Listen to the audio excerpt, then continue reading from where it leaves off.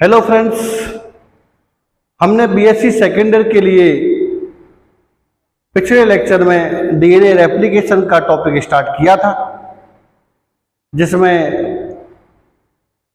DNA का replication कितने प्रकार से होता है और किस प्रकार से होता है ये हमने जाना।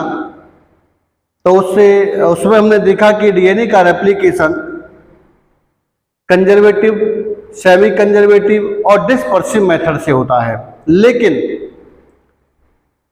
सेल्स के अंदर जो डीएनए का रेप्लिकेशन होता है वो सेमी कंजर्वेटिव मेथड से होता है। इससे संबंधित हमने कल मिचेल्सन एंड स्टाल का जो एक्सपेरिमेंट था वो समझ लिया है। अब हम आगे किस प्रकार से रेप्लिकेशन की क्रिया होती है, कौन कौन से इसमें एंजाइम काम में आते हैं, इस सब को हम समझने की कोशिश करेंगे। तो देखो, दोनों प्रकार की सेल हैं, प्रोकैरियोटिक सेल भी है और यूकैरियोटिक सेल भी है। तो दोनों सेल के अंदर हम यहां पर रेप्लिकेशन पढ़ने वाले हैं। लेकिन एग्जाम के पॉइंट ऑफ व्यू से अगर देखा जाए तो बीएससी सेकेंड ईयर के सिलेबस में केवल एक डीएनए रेप्लिकेशन का प्रोसेस है। ना उसमें ये लिखा है कि प्रोकैरियोटिक का है, ना उसमें ये लिखा है कि ये यूकैरियोटिक का है।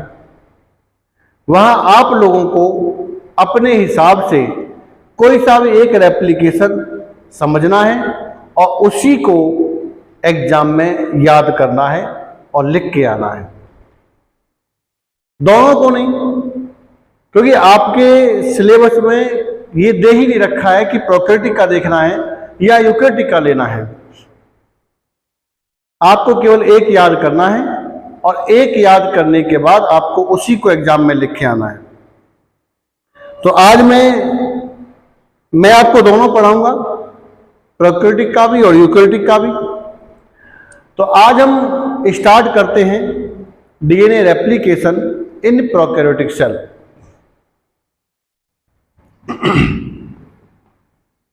टॉपिक है हमारा डीएनए रेप्लिकेशन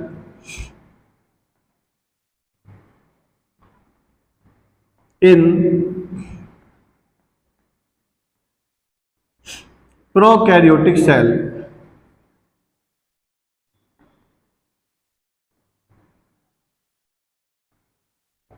अब इस टॉपिक को डिटेल से पढ़ने से पहले हम कुछ इस रेप्लिकेशन से संबंधित जो वोकेबुलरी है या कुछ एंजाइम्स या प्रोटीन्स या मशीनरी, कुछ भी कहें, उसे हम थोड़ा एक बार समझ लेते हैं कि आखिर ये रेप्लिकेशन का प्रोसेस होता कैसे है। तो यहां पर हम दोनों की बात करेंगे, कॉमनली प्रोकैरियोटिक के बारे में बात करेंगे और थोड़ी देर हम यूकैरियोटिक के बारे में बात करेंगे। क्योंकि यहाँ ये जो प्रोसेस है ना, ये समझना, दोनों के कंपैरिजन समझेंगे तो जल्दी समझ में आएगा, बजाय अलग अलग पढ़ने के। तो इसलिए हम यहाँ पर दोनों को एक साथ समझने की कोशिश करते हैं। तो देखिए, मैं सिंपल सा एक डायग्राम बनाऊं। तो ये वही प्रोकैरियोटिक सेल, इट मीन्स हम एक बैक्टीरिया लेते हैं। तो ये एक बैक्टीरिया है और इस बैक्टीरिया के अंदर ये इसका आनुवांशिक पदार्थ है। ये भी वही डबल स्टैंडर्ड होता है, इस प्रकार से ये आनुवांशिक पदार्थ। और हम एक दूसरी सेल जो एक अपनी, चाहे वो प्लांट की हो सकती है, चाहे वो किसी एनिमल की हो सकती है। ये मैं प्लांट की सेल बना रहा हूँ, ये प्लांट सेल है मान लीजिए, छोटी सी। और ये इसकी सेल वाल, ये मैंने सेल मेम्ब्रेन बना दी है इस प्रकार से। तो इसमें अगर हम देखें तो हमारा जो डीएनए होता है ये कभी भी इस तरह से साइटोप्लाज्म बिखरा हुआ नहीं होता। हमारा जो डीएनए है वो वेल डेवलप, मैं न्यूक्लियस थोड़ा बड़ा बना रहा हूं भाई, ये न्यूक्लियस है। और इस न्यूक्लियस के अंदर जो हमारा डीएनए होता है वो इस प्रकार से क्रोमोसोम की फॉर्म में होता है, ऐसे खुला हुआ नहीं होता कभी भी, जैसे कि जीवाणु के अंदर होता है या बैक्टीरिया के अंदर होता है, ऐसे कभी नहीं होता। ये इस प्रकार से साइटोप्लाज्म के अंदर, सॉरी, न्यूक्लियस के अंदर क्रोमोसोम की फॉर्म में पाया जाता है। डीएनए बड़ा होता है, इसमें कोई दोहराई नहीं है। यूकैरियोटिक सेल में डीएनए बहुत बड़ा होता है, प्रोकैरियोटिक सेल में डीएनए काफी छोटा होता है। तो ये एक बंद होता है भाई, अगर हम इसका देखें तो ये क्लोज्ड सर्कुलर नेकर डीएनए होता है। क्लोज्ड होता है, सर्कुलर होता है और नेकर डीएनए होता है।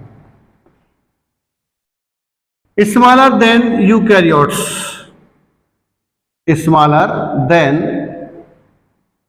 यूकैरियोट्स। इसमें हम देखें तो डीएनए पैकेज्ड इन क्रोमोसोम।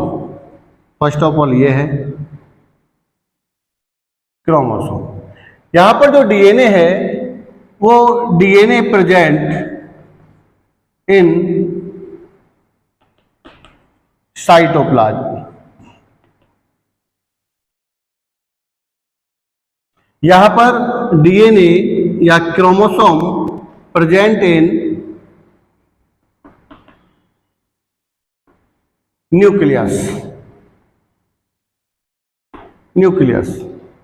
ठीक है।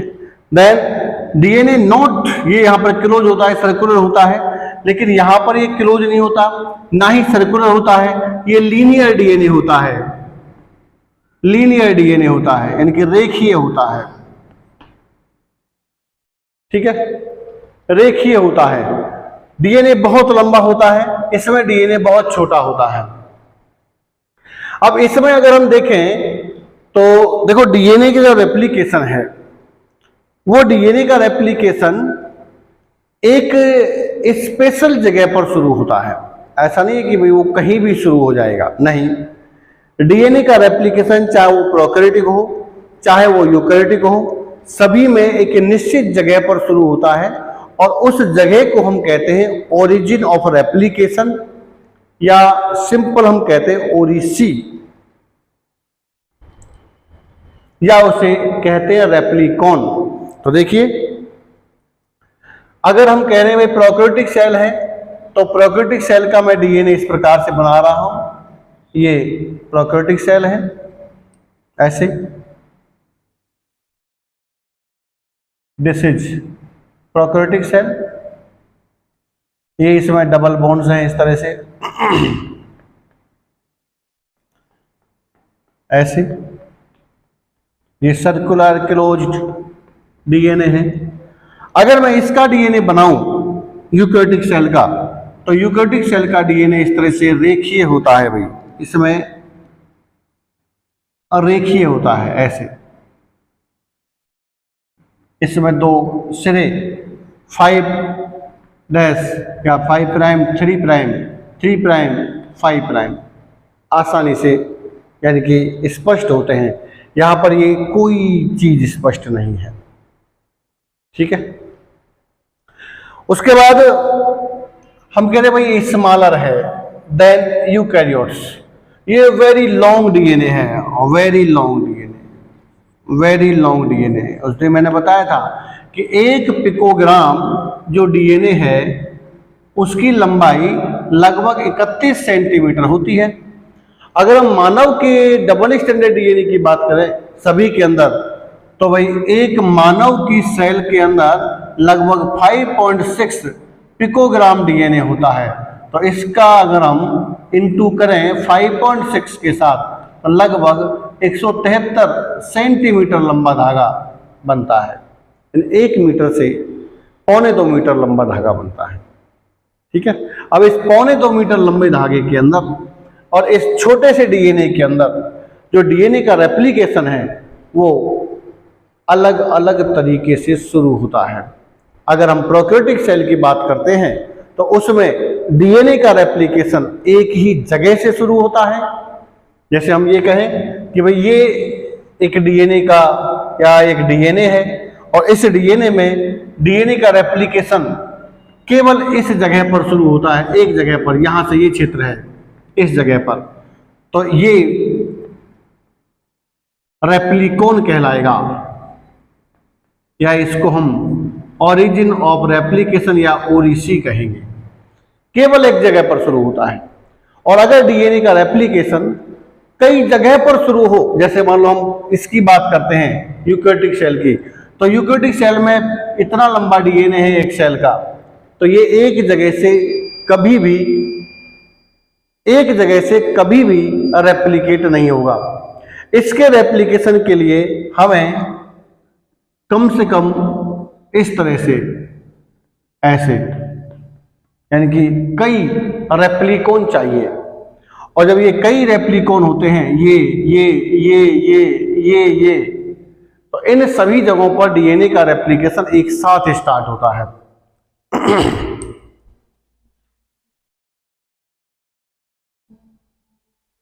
इन सभी जगहों पर डीएनए का रेप्लिकेशन एक साथ स्टार्ट होता है। तो अगर हम इसमें देखें, ये एक जगह पर है, ये इसमें कई जगह पर है, क्योंकि डीएनए बड़ा है, एक जगह से रेप्लिकेट नहीं हो सकता, इसलिए इसको कई ओरिजिन ऑफ रेप्लिकेशन की जरूरत होती है। इसमें डीएनए छोटा होता है, इसलिए केवल एक ही जगह से पूरा के पूरा डीएनए रेप्लिकेट हो जाता है। दूसरी चीज है बाई डायरेक्शनल और यूनिडायरेक्शनल। अगर डीएनए का रेप्लिकेशन रेप्लिकोन से स्टार्ट होकर दोनों दिशाओं में चले, जैसे देखो मैं बताता हूं आपको, जैसे यहां पर हम इसको खोल लेते हैं, ये हमने यहां खोल लिया और ये इस तरह से खोल लिया भाई, ऐसे, तो ये इधर भी चले इस साइड में और ये इधर भी चले। तो इस प्रकार के रेप्लिकेशन की ये इस साइड में इधर से रेप्लिकेशन करे और ये इस साइड में इसका रेप्लिकेशन करे। तो इस प्रकार के रेप्लिकेशन को हम कहते हैं बाई डायरेक्शनल रेप्लिकेशन।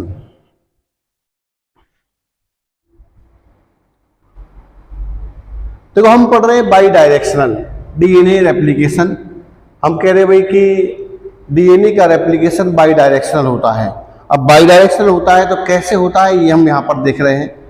तो देखो ये एक श्रृंखला है डीएनए की। इस श्रृंखला पर जब डीएनए का रेप्लिकेशन होता है तो फिर ये श्रृंखला इस तरह से जहां पर रेप्लिकेशन होता है उस जगह पर ये ऐसे खुल जाती है, ऐसे ये खुल चुकी है, आप देख रहे हैं।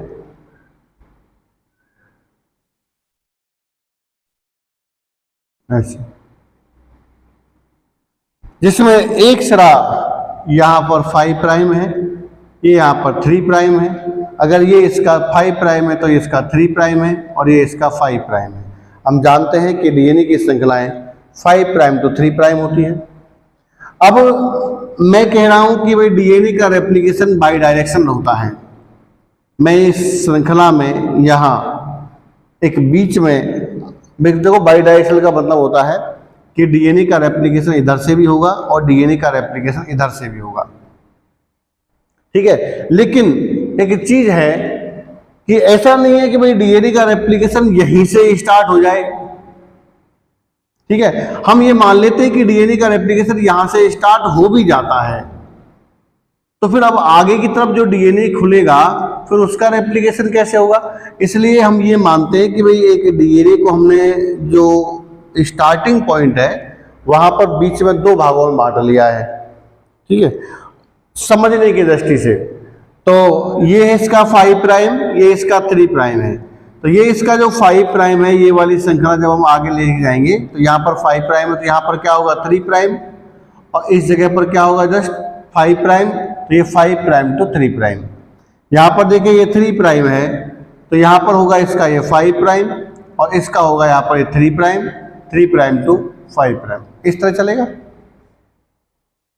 अब इस वाली श्रृंखला पर देखें, हमको पता है कि डीएनए रेप्लिकेशन हमेशा 5 प्राइम टू 3 प्राइम होता है, हमेशा 5 प्राइम टू 3 प्राइम होता है, ठीक है।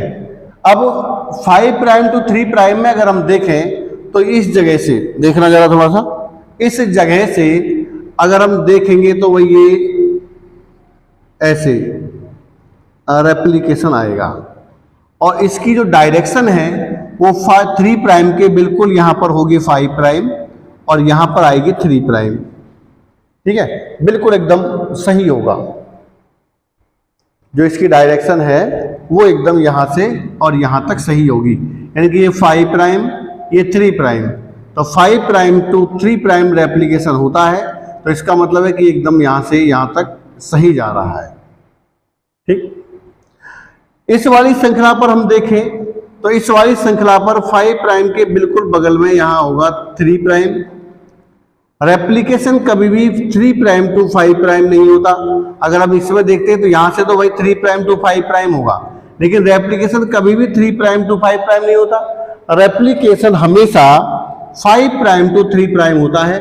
तो ये इस तरह यहां से और ये ऐसे जाएगा भाई, ये तो 5 प्राइम के बिल्कुल जस्ट बगल में यहाँ पर 3 प्राइम होगा, और ये स्टार्टिंग कहां से होते, ये 5 प्राइम होगा, यानी कि डीएनए का रेप्लिकेशन यहाँ खंडों में होता है।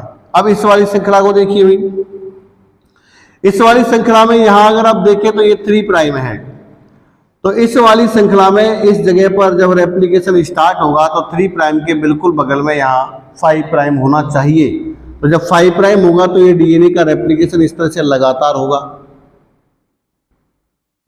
ठीक है, जब लगातार होगा, और इस वाली श्रृंखला पर अगर आप देखेंगे तो यहाँ पर 5 प्राइम है, तो इस जगह पर होगा 3 प्राइम, तो इसमें डीएनए का रेप्लिकेशन टुकड़ों में होगा भाई, ऐसे और ये टुकड़े इस तरह से। इसकी डायरेक्शन ये होगी, इसकी डायरेक्शन ये होगी, इसकी डायरेक्शन ये होगी, यानी कि अब आप देखेंगे तो ये डीएनए इधर की तरफ खुलता जाएगा और ये दोनों श्रृंखलाएं इस तरह से रेप्लिकेट होती चली जाएंगी। इस वाले डीएनए को देखेंगे तो ये डीएनए इस तरह से इधर से खुलता जाएगा और ये दोनों श्रृंखलाएं इस तरह से इधर की तरफ बढ़ती जाएंगी। तो इसका मतलब है कि डीएनए का रेप्लिकेशन बाय डायरेक्शन इस तरह से होता है। दोनों दिशाओं में, दोनों श्रृंखलाओं पर डीएनए का रेप्लिकेशन हमेशा 5 प्राइम टू 3 प्राइम होता है। इसे हम कहते हैं बाई डायरेक्शनल रेप्लिकेशन, इसे कहते हैं बाई डायरेक्शनल रेप्लिकेशन। अब इस श्रृंखला को आप देखिए, इसमें डीएनए का संश्लेषण या रेप्लिकेशन लगातार हो रहा है। इस वाली श्रृंखला पर डीएनए का रेप्लिकेशन लगातार हो रहा है। अब इस वाली और इस वाली श्रृंखला को देखिए, इनमें डीएनए का रेप्लिकेशन खंडों में होता है। तो इन खंडों को सबसे पहले रीजी ओकाजाकी नामक वैज्ञानिक ने खोजा था, रीजी ओकाजाकी। तो उन्हीं के नाम पर इन्हें ओकाजाकी फ्रेगमेंट कहते हैं। क्या कहते हैं इनको? Okazaki fragment. और जिस स्ट्रैंड पर ओकाजाकी फ्रेगमेंट के द्वारा रेप्लिकेशन होता है उस स्ट्रैंड को हम कहते हैं लेजिंग स्ट्रैंड। कौन सी स्ट्रैंड कहेंगे? Lazing strand. तो ये है लेजिंग स्ट्रैंड। अब जिस श्रृंखला पर डीएनए का रेप्लिकेशन लगातार हो रहा है उस श्रृंखला को हम नाम देते हैं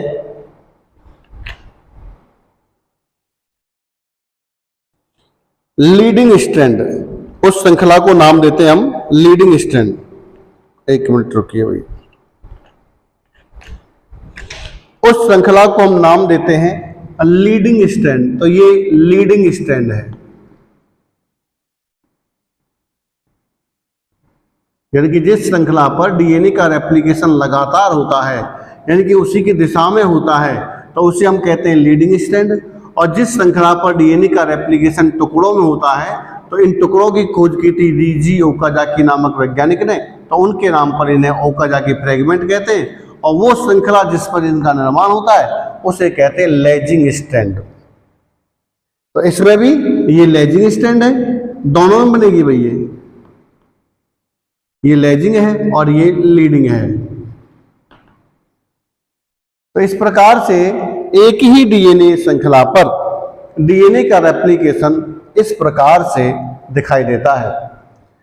ये लेजिंग है, ये लीडिंग है।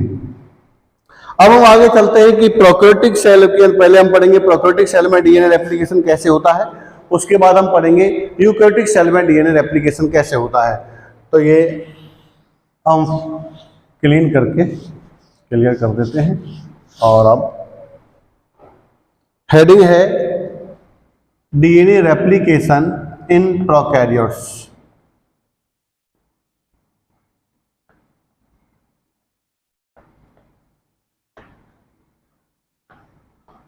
इन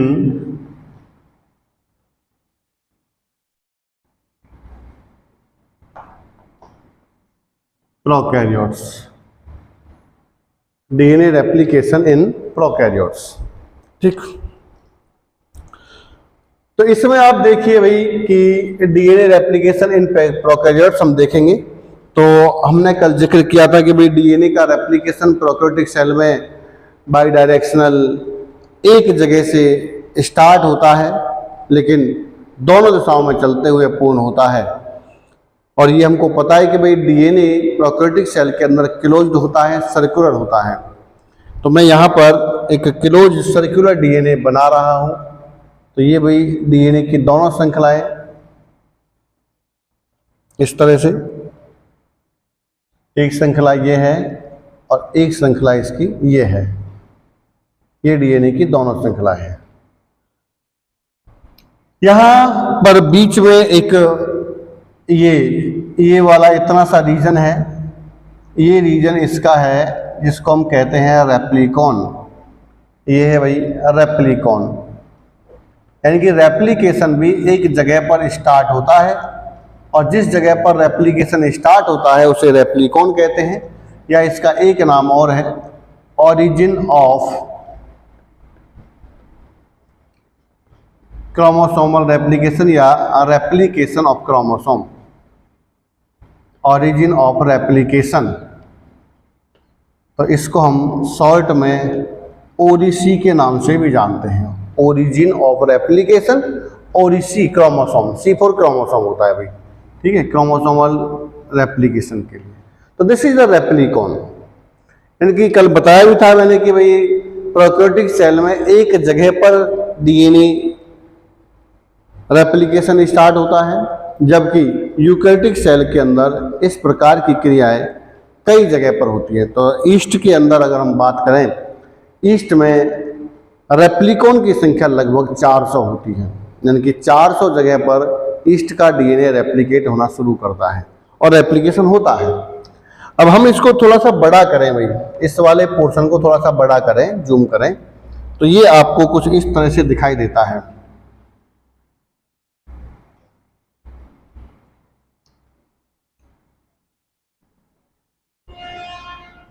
इस तरह से ये वाला पोर्शन है रेप्लिकॉन, ठीक है। अब इस रेप्लिकॉन के बारे में क्या क्या चीजें हैं, तो पहली बात तो ये है कि ये 245 न्यूक्लियोटाइड लॉन्ग सीक्वेंस होती है। देखो डीएनए में कोई जगह निश्चित नहीं है, ना ही वहां कोई बिंदु लगा हुआ है, ना ही वहां कोई मार्क लगा हुआ है। डीएनए बिल्कुल एक रस्सी की तरह है, ठीक है। डीएनए में ऐसा कोई निश्चित स्थान नहीं है कि अब जैसे यहां पर रेप्लिकॉन है उस जगह पर कोई मार्क बना हुआ है, नहीं। ये पूरा की पूरा खेल न्यूक्लियोटाइड की श्रृंखला का है। न्यूक्लियोटाइड की जो श्रृंखला होती है, यानी कि जो डीएनए के अंदर न्यूक्लियोटाइड का जो क्रम है, जो सीक्वेंस है, केवल उसका खेल है पूरा की पूरा।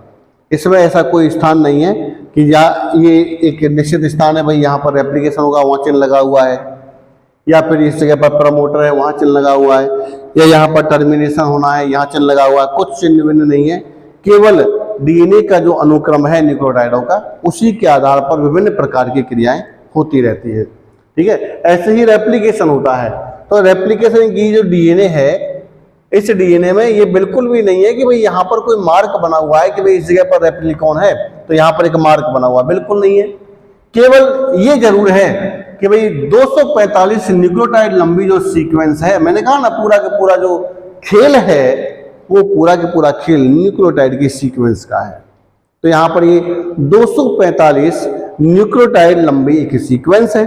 अब इस सीक्वेंस के अंदर आप देखिए क्या है, इस सीक्वेंस में यहां पर 3, 1, 2 और ये 3, इस तरह से ये 3 सीक्वेंस हैं और ये सीक्वेंस 13 मर है, यानी कि एक सीक्वेंस के अंदर 13 न्यूक्लियोटाइड लंबी है, ये भी 13 न्यूक्लियोटाइड लंबी है, ये भी 13 न्यूक्लियोटाइड लंबी है। तो इसको हम 13 मर कह सकते हैं। ये 13 मर सीक्वेंस है। ओके, लेकिन इस 13 नंबर सीक्वेंस की एक विशेषता है कि इस सीक्वेंस में ए एंड टी रिच होते हैं, यानी कि ये ए टी रिच रीजन है, यानी कि इनकी संख्या यहां पर बहुत ज्यादा होती है, तो ये ए टी रिच रीजन है। ठीक, उसके बाद आगे अगर हम चलें तो यहां हम देखें तो इस जगह पर इसमें 4 सीक्वेंस होती हैं, 1 2 3 और ये 4 सीक्वेंस। ठीक है, ये 4 सीक्वेंस हैं।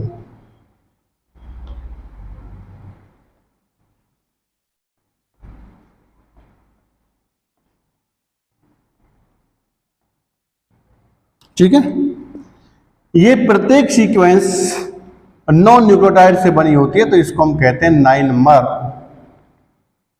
सीक्वेंस। 9 मर सीक्वेंस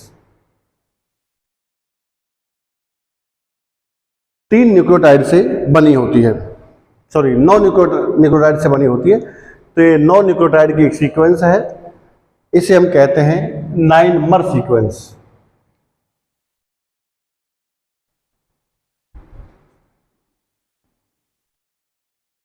ठीक है, ये 9 मर सीक्वेंस है। ये पूरी की पूरी जो सीक्वेंस है ये 245 न्यूक्लियोटाइड लंबी है। 3 यानी कि 3 सीक्वेंस जिनके अंदर क्या है 13 मर। ठीक है, 4 सीक्वेंस हैं जिनमें क्या है 9 मर। 9 मर 245 न्यूक्लियोटाइड लंबा है। इसमें एक तरफ यानी कि इस तरफ अगर देखा जाए तो 13 मर सीक्वेंस है, 3 जो 80 रिच रीजन है। ऐसे ही यहां पर 9 मर सीक्वेंस है 4, यानी कि ये 9 न्यूक्लियोटाइड से बनी होती है। अब इस 9 नंबर सीक्वेंस और 13 नंबर सीक्वेंस के अंदर ही कुछ ऐसा होता है कि जिस वजह से इस जगह पर डीएनए का रेप्लिकेशन शुरू होता है। ये तो आपको यहां से अंदाजा लग गया होगा कि भाई ये 80 रिच रीजन है, इसका मतलब है कि यहाँ ए और टी की संख्या ज्यादा है। तो ए और टी के मध्य के जो 2 बंध होते हैं इनको खोलने के लिए कम ऊर्जा की आवश्यकता होती है, इसलिए हमेशा सेल के अंदर वही काम होता है जिसमें ऊर्जा की आवश्यकता कम होती है। ठीक है, तो ये 80 जो रिच रीजन है इस जगह पर ए और टी के बीच के 2 बंध टूटते हैं और इन बंधों के टूटने के बाद श्रृंखला अलग हो जाती है, जैसा हमने पहले देखा था। और श्रृंखला अलग होने के बाद दोनों श्रृंखलाओं पर डीएनए का रेप्लिकेशन बाई डायरेक्शनल कंडीशन में शुरू हो जाता है। ठीक है, अब ये कैसे खुलेगा, कैसे ये स्टार्ट होगा, ये हम यहाँ पर देखते हैं। तो इसमें एक प्रोटीन है जिसका नाम है डीएनए प्रोटीन। DNA protein. अब ये जो डीएनए प्रोटीन है, ये डीएनए प्रोटीन की जो सीक्वेंस है वो इसके जो अमीनो अम्लों की सीक्वेंस है वो इन 9 मर के साथ अटैच होने की होती है। तो जो डीएनए प्रोटीन है ये इन 9 मर के साथ जुड़ जाती है। मैं दोबारा बना दूं इस तरह से,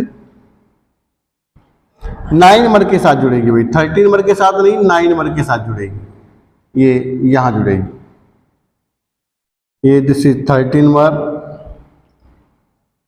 ये भाई 13 मर है, 2 और ये 3, इस तरह से ये 13 मर है। यहाँ पर ये 4 है, 1 2 3 और ये 4, तो ये हेक्सामर होती है, हेक्सामेरिक होती है।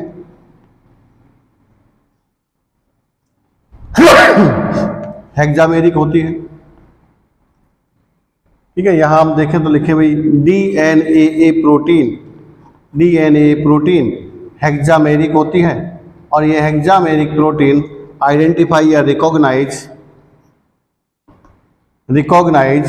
9 मर सीक्वेंस, 9 मर एंड अटैच्ड देयर या बाइंड देयर, अटैच्ड देयर, यानी कि जिस जगह पर 9 मर सीक्वेंस होती है उस जगह पर ये डीएनए हेक्सामर प्रोटीन आकर जुड़ता है।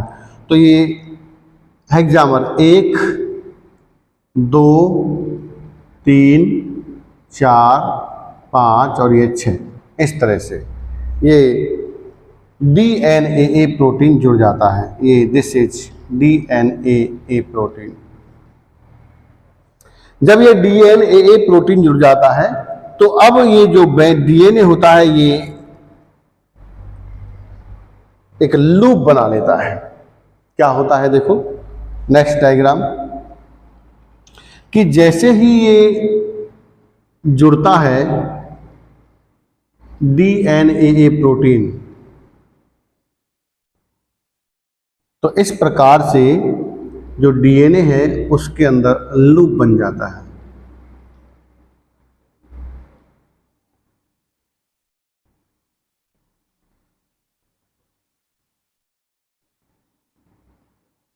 ऐसे, ठीक है। इस जगह पर अब ये जो अपनी 13 मर हैं वो सीक्वेंस यहां आ जाती है, यानी कि इसके पास दिस इज 13 मर, और जो 9 मर सीक्वेंस है वो अपनी यहां आ जाती है।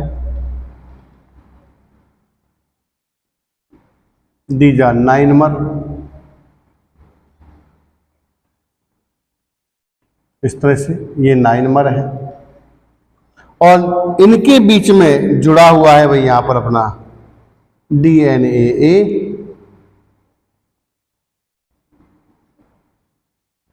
इस तरह से this is DNA, DNA protein. अब ये जो डीएनए प्रोटीन है DNA protein act as ATPase, यानी कि एक एटीपी ऊर्जा का उपयोग करता है, और एटीपी ऊर्जा का उपयोग करके जो 13 मर सीक्वेंस के अंदर जो एटी रिच रीजन है उसके बीच के जो 2 हाइड्रोजन बॉन्ड्स हैं उन्हें तोड़ देता है, और तोड़ने के बाद डीएनए की दोनों श्रृंखलाएं 13 मर सीक्वेंस से अलग हो जाती है और फिर खुद भी अलग हो जाता है। तो देखो एक तरह से ये हेलिकेज की तरह कार्य करता है, यानी कि ये हेलिकेज की तरह कार्य करता है, लेकिन ये ही हेलिकेज नहीं है जो इसको लास्ट तक खोलेगा, वो दूसरा हेलिकेज होगा। लेकिन जो तोड़ देता है यानी कि जो हेलिक्स को खोलता है उसको हम हेलिकेज ही कहते हैं। तो यह देखिए क्या होगा नेक्स्ट डायग्राम भाई इस प्रकार से होता है।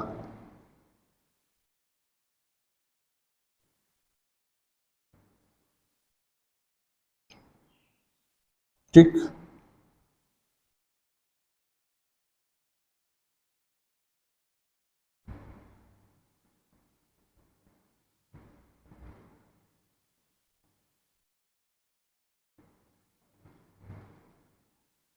ऐसे ये अभी तो हेलिकेज या जो डीएनए प्रोटीन है वो जुड़ा हुआ ही है। ये थोड़े से छोटे बना दिए हैं, बड़े बना दिए हैं इस तरह से। ये 6 ही होते हैं, 5 और 1 6, 5 और 1 ये 6, ये 6 ही होते हैं। ठीक है। अब इस जगह पर आप देखिए यहाँ पर ये डीएनए जुड़ा हुआ है इस तरह से, लेकिन यहाँ जो 13 नंबर सीक्वेंस थी उस जगह पर डीएनए खुल चुका है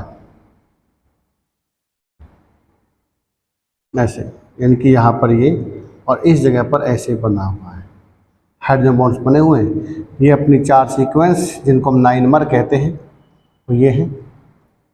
13 नंबर सीक्वेंस के पास से ये हट गया है। अब अगर मैं ये कहूँ ये 5 प्राइम है तो यहाँ पर ये 3 प्राइम होगा, ये 3 प्राइम है तो यहाँ पर ये 5 प्राइम होगा। ठीक है, तो इसको हम कहते हैं रेप्लिकेशन बबल। तो दिस इज रेप्लिकेशन बबल।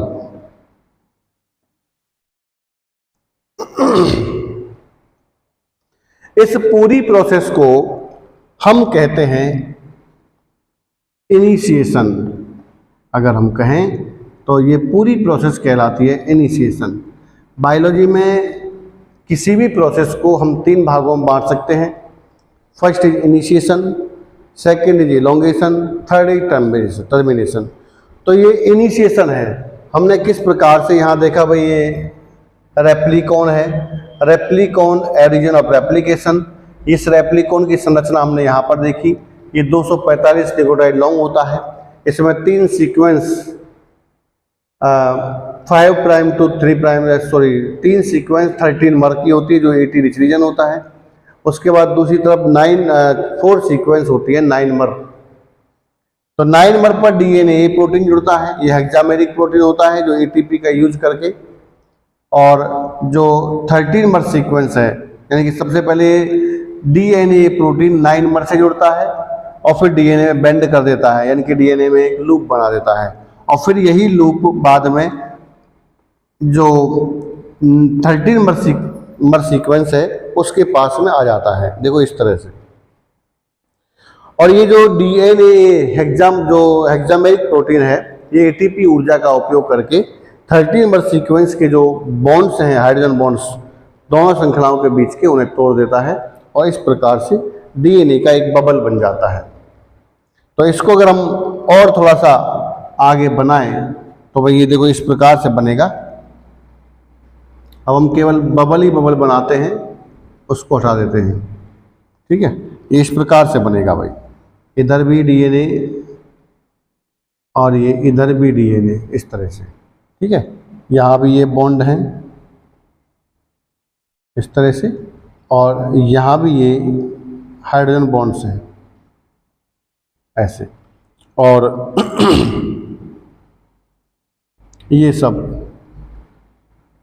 टूटे हुए या खुले हुए हाइड्रोजन बॉन्ड्स हैं, इनके न्यूक्लियोटाइड्स हैं, लेकिन उनके बीच में हाइड्रोजन बॉन्ड्स नहीं हैं। तो दिस इज रेप्लिकेशन बबल। अब इस रेप्लिकेशन बबल में हम देखेंगे किस प्रकार से इधर भी रेप्लिकेशन होगा और इधर भी रेप्लिकेशन होगा। ठीक है, मैंने ये बताया था, थोड़ी देर पहले जिक्र किया था कि इसको अगर हम इस तरह से 2 भागों में बांट लें, जैसे मान लो मैं इसको 2 भागों में बांट देता हूं इस प्रकार से, तो इस वाले पोर्शन में रेप्लिकेशन पढ़ लें, चाहे हम इस वाले पोर्शन में रेप्लिकेशन पढ़ लें, दोनों में रेप्लिकेशन समान प्रकार से होगा। तो हम किसी भी एक तरफ रेप्लिकेशन का अध्ययन या स्टडी कर सकते हैं। तो अध्ययन की दृष्टि से हम केवल एक ही साइड का चुनाव करते हैं, यानी कि ये इस तरह से खुला हुआ है ऐसे। ठीक है, ये हम कहते हैं भैया, अब इसकी साइड डिसाइड कर लेते हैं। ये इसका 5 प्राइम है, ये इसका 3 प्राइम है, ये इसका 3 प्राइम है और ये इसका 5 प्राइम है। ये यहाँ पर बॉन्ड्स बने हुए हैं और ये यहाँ पर इसके बॉन्ड्स जो हैं वो खुल गए हैं ऐसे। अब इन श्रृंखलाओं पर, यानी कि इन दोनों श्रृंखलाओं पर, जिन्हें हम कहते हैं रेप्लिकेशन फॉर्क, इन्हें हम कहते हैं रेप्लिकेशन फॉर्क।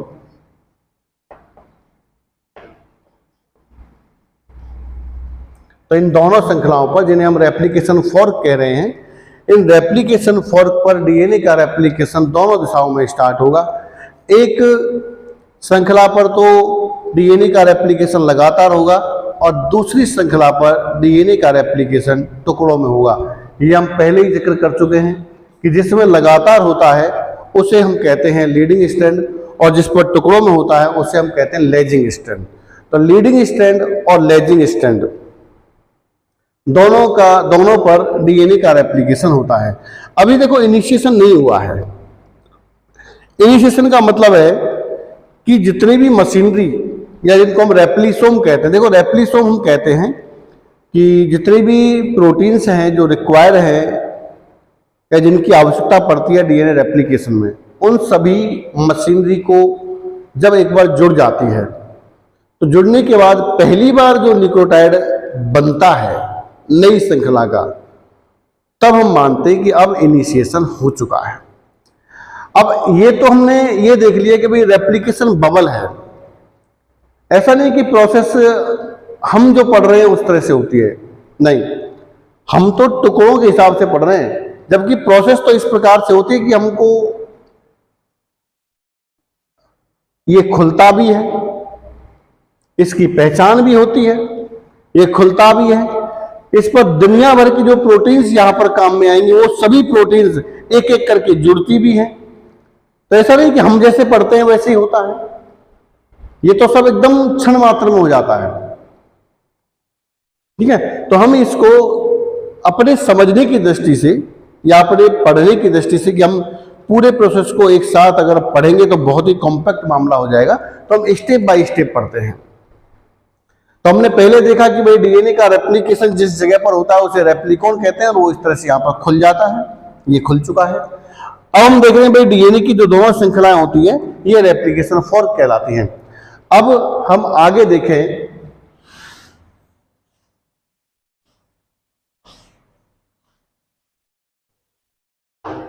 तो भाई ये डीएनए की दोनों श्रृंखलाएं, एक श्रृंखला ये इस तरह से और एक श्रृंखला ये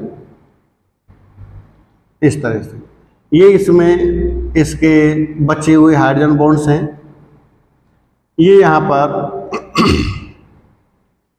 जो हाइड्रोजन बॉन्ड्स खुल चुके हैं वो हैं इस तरह से। ये कह रहा है भाई हम, ये कह रहे हैं हम ये 5 प्राइम है, ये कह रहे हैं हम ये 3 प्राइम है, इधर से ये 5 प्राइम है और इधर से ये 3 प्राइम है, दोनों साइड। इस श्रृंखला में अगर आप देखें इन दोनों श्रृंखलाओं में, तो दोनों श्रृंखलाओं में इस वाली श्रृंखला की बात करें तो 5 प्राइम टू 3 प्राइम है, तो यहां पर होगा 5 प्राइम और यहां पर होगा 3 प्राइम। तो सीधी सी बात है कि ये 5 प्राइम टू 3 प्राइम लगातार बनेगी और ये 5 प्राइम टू 3 प्राइम टुकड़ों में बनेगी। तो ये लेजिंग स्टैंड बनाएगी और वो बनाएगी लीडिंग स्टैंड। लेकिन अभी ये चीज बाद में, इससे पहले हम देखते हैं, देखो कि जब डीएनए का रेप्लिकेशन होता है तो ये इधर की तरफ बढ़ेगा और ये हम कह रहे हैं इधर की तरफ बढ़ेगा, दोनों श्रृंखलाओं पर। ऐसा नहीं कि एक श्रृंखला पर, दोनों श्रृंखलाओं पर हम कह रहे हैं भाई इस पर भी रेप्लिकेशन होगा, इस पर भी होगा, यानी कि इस पर भी होगा और इस पर भी होगा, तो इस पर भी होगा और इस पर भी होगा, दोनों पर होगा रेप्लिकेशन। ऐसा नहीं कि एक श्रृंखला पर होगा। तो डीएनए का रेप्लिकेशन दोनों श्रृंखलाओं पर होता है। तो जब दोनों श्रृंखलाओं पर इस तरह से खिंचती जाएगी खिंचती जाएगी खिंचती जाएगी, देखिए क्या होता है कि जब एक बार डीएनए बबल यानी कि रेप्लिकेशन बबल बन जाता है तो अब डीएनए प्रोटीन रिमूव हो जाता है, यानी कि डीएनए प्रोटीन डिटैच्ड या रिमूव हट जाती है, हट गई। जब ये हट गई तो अब देखो ऐसा तो नहीं कि भाई इतना सा डीएनए खुल गया है तो उसके बाद फिर आगे डीएनए खुलने की आवश्यकता ही नहीं पड़ेगी, भाई अपने आप खुलता जाएगा, ऐसा कभी नहीं होता है। तो इसको आगे की तरफ खोलने के लिए एक अन्य प्रोटीन है जिसका नाम है डीएनए बी प्रोटीन, या जिसे हम कहते हैं हेलिकेज। ये रियल हेलिकेज है भाई, जो इसमें आगे तक जुड़ा रहेगा। तो एक हेलिकेज यहां पर आके जुड़ता है इस तरह से, यहां पर आके जुड़ता है, देखो यहां पर आके जुड़ता है। अब यहां पर जुड़ गया तो सीधी सी बात है इधर भी जुड़ेगा, क्योंकि डीएनए का रेप्लिकेशन बाई डायरेक्शनल होगा। ऐसा नहीं कि केवल एक तरफ जुड़ेगा, यहां भी जुड़ेगा और जो दूसरी श्रृंखला है इसमें यहां भी जुड़ेगा, यानी कि यहां भी जुड़ेगा और ये यहां भी जुड़ेगा। This is helicase. तो ये हेलिकेज एंजाइम ये भाई एटीपी ऊर्जा का उपयोग करता है। देखो सेल के अंदर मैं पहले भी जिक्र कर चुका हूं न्यूक्लियोटाइड में कि सेल में जो करेंसी है एनर्जी की वो एटीपी है। तो सेल के अंदर ये जो हेलिकेज है ये एटीपी ऊर्जा का उपयोग करता है, और एटीपी ऊर्जा का उपयोग करते हुए इस तरफ, जिस तरफ डीएनए का डायरेक्शन है खुलने का, इसमें इस तरफ, इसमें इस तरफ, तो जिस तरफ डीएनए का रेप्लिकेशन का डायरेक्शन है उस तरफ के हाइड्रोजन बॉन्ड्स को तोड़ते हुए ये आसानी से डीएनए की दोनों श्रृंखलाओं को खोलते हुए जाता है। जिस प्रकार से एक जिप यानी कि चेन जो होती है उसका जो गुटका है इसको जिप, तो वो जब हम गुटके को खींचते हैं तो दोनों श्रृंखलाएं जो साथ में हैं वो गुटके को खींचने के समय दोनों अलग अलग हो जाती हैं। सेम वही कंडीशन है यहाँ पर डीएनए रेप्लिकेशन में कि जब ये हेलिकेज इधर बढ़ेगा तो ये डीएनए की दोनों श्रृंखलाएं इस तरह से अलग अलग हो जाएंगी। नेक्स्ट एक वो है, एक अन्य प्रोटीन है जिसका नाम है SSBP, single stranded binding protein. इसका नाम है भाई, फुल फॉर्म है सिंगल स्ट्रैंडेड यानी एकल रज्जुक बंधित protein, binding protein, single stranded binding protein. देखो ऐसा भी हो सकता है कि जब ये हेलिकेज लगातार इधर जा रहा है, देखो ये हेलिकेज इधर जा रहा है, ये हेलिकेज इधर जा रहा है, यानी कि दोनों अपनी अपनी दिशा की तरफ बढ़ रहे हैं, तो ये खुलने वाला जो डीएनए है वो ज्यादा हो जाएगा। तो जो न्यूक्लियोटाइड जिनके बीच में हाइड्रोजन बॉन्डिंग टूटी है, अगर वही न्यूक्लियोटाइड आमने सामने आ जाएंगे तो उनमें दोबारा से हाइड्रोजन बॉन्डिंग हो सकती है।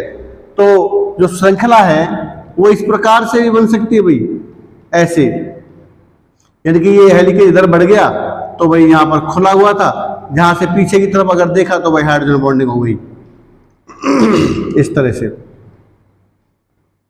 ऐसे। लेकिन ऐसा कभी नहीं होता है, क्योंकि रेप्लिकेशन के लिए हमें आवश्यकता होती है सिंगल स्ट्रैंडेड की, डबल स्ट्रैंडेड की नहीं होती, सिंगल स्ट्रैंडेड डीएनए की आवश्यकता होती है। अगर डीएनए की दोनों श्रृंखला खुलती है तब तो रेप्लिकेशन होगा, और अगर नहीं खिलती है तो बिल्कुल भी रेप्लिकेशन नहीं होगा। हम कह रहे भाई इस प्रकार की कंडीशन में कभी भी रेप्लिकेशन नहीं होगा। तो इस तरह से डीएनए की दोनों श्रृंखलाओं को आपस में मिलने से रोकने के लिए या इनमें आपस में हाइड्रोजन बॉन्डिंग को रोकने के लिए एक अन्य प्रोटीन जिसका नाम है SSBP वो आकर जुड़ती है। ये जुड़ गई भाई SSBP ये जुड़ गई, इसका नाम है SSBP single stranded binding protein. तो दो प्रोटीन जुड़ गई हमारे पास। डीएनए प्रोटीन को हटने के बाद यहां जुड़ गए डीएनए हेलिकेज या हेलिकेज प्रोटीन, जो डीएनए के बीच के हाइड्रोजन बंधों को तोड़ेगी और रेप्लिकेशन को आगे बढ़ाएगी। पीछे की तरफ जो डीएनए खुला हुआ है वो न्यूक्लियोटाइड आपस में हाइड्रोजन बॉन्ड बना सकते हैं, इसलिए इन बॉन्डिंग को रोकने के लिए एक अन्य प्रोटीन जिसे हम कहते हैं सिंगल स्ट्रैंडेड बाइंडिंग प्रोटीन वो आकर यहां पर जुड़ता है। इस प्रकार से डीएनए की दोनों श्रृंखलाएं अब अलग अलग रहती हैं, अब इनमें कभी बाइंडिंग नहीं होगी।